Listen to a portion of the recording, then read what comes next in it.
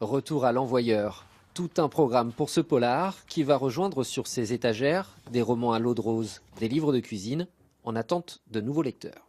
Un peu pour madame, un peu pour monsieur.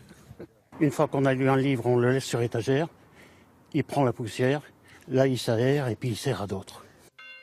Saint-Germain-Laval, 1600 habitants, commune d'un monde rural où l'offre culturelle se fait rare et demande souvent de lourds investissements. Bonjour messieurs, dames. Mais ici, à proximité des étals de fruits et légumes, l'épicerie propose désormais des livres dans cette bibliothèque installée au beau milieu de la place du village. C'est gratuit, sans durée d'emprunt. L'idée, chacun l'approvisionne. On en choisit un, on en remet un. Thérèse Curtil y passe chaque fois qu'elle fait ses courses. La première fois que je suis venue, il devait y avoir un rayon, et puis il n'y avait pas un choix extraordinaire.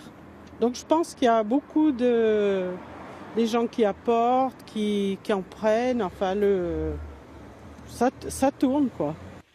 Et ce, d'autant plus que le service est accessible à tous. Certains se le sont d'ailleurs appropriés tout de suite. Aujourd'hui, j'achète pratiquement plus de livres.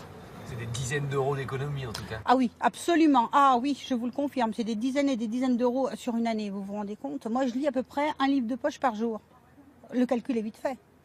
Créer du trafic dans les magasins, fidéliser la clientèle, l'enseigne aussi y trouve son compte. François Besse est le directeur de la franchise de Supérette.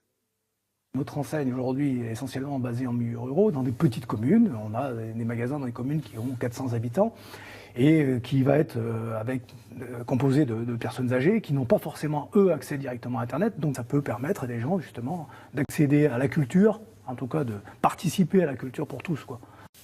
Pour l'heure, seules 25 épiceries sont équipées de bibliothèques, mais la franchise compte 1800 magasins pour presque autant de villages.